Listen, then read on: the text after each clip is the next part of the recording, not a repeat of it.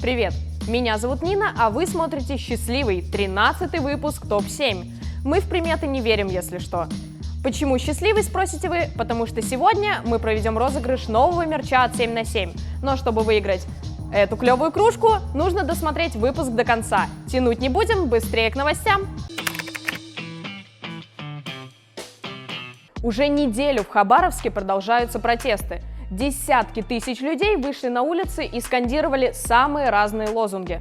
Повторять на камеру их, пожалуй, не стоит. Все началось после ареста местного губернатора Сергея Фургала. Его обвиняют в заказных убийствах, совершенных где-то в середине нулевых. Правда это или нет, никто точно не знает. Поговаривают, дело раскрыли еще в 2005 году, но пока Фургал не стал губернатором, все просто закрывали на это глаза. Но вот что люди знают наверняка. Губернатором Сергея Фургала выбрали местные жители. Он не состоит в «Единой России». Главное, что отличало Фургала – честность перед избирателями и планомерная работа на благо людей. Тысячи людей вышли на улицы, потому что связывают арест с тем, что губернатор просто стал неугоден Кремлю. Кстати, хабаровская полиция, увидев толпу, мистическим образом куда-то исчезла. Многие эксперты отмечают, ни пенсионной реформы, ни поправки в Конституцию не вызвали такого мощного проявления недовольства на улицах, хотя протестных настроений вроде бы хватало. Политик Михаил Светов объяснил, почему так получается. Потому что людям гораздо проще выходить за конкретного человека, чем за идею. А что может случиться, когда кто-то пострадает за идею, мы с вами недавно видели. В этом году отменили очень много концертов и фестивалей. Причину называть не буду, вы и так ее знаете. Еще больше мероприятий перешли в онлайн, причем некоторые довольно успешно. Уважаемые знатоки, внимание, вопрос. Как самостоятельно организовать и провести офлайн-фестиваль в онлайне? И досрочный ответ есть у Пензенского благотворительного фонда «Гражданский союз». Они даже составили очень полезную и понятную пошаговую инструкцию.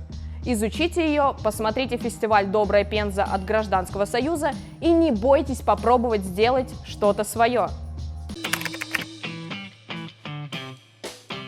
Пару дней назад стало известно, что команда 7 на 7 победила на фестивале «Вместе медиа».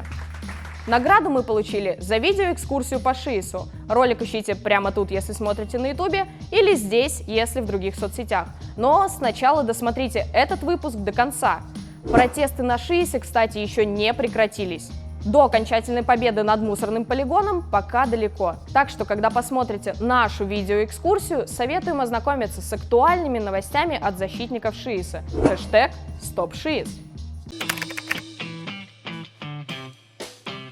Помните, пару выпусков назад я говорила, что защитила диплом? Если нет, напоминаю. Я, кстати, вчера защитила диплом по теме «Проблема толерантности и интолерантности в современной блогосфере». Тогда комиссия порекомендовала поделиться итогами исследования с редакцией, но я пошла дальше и поделилась ими с каждым из вас, то есть опубликовала их в своем блоге на 7 на 7. Текста там, мягко говоря, много, но я надеюсь, что все не зря. Если вам интересно, как не стоит называть представителей ЛГБТ или как можно назвать ваших друзей, но не надо так.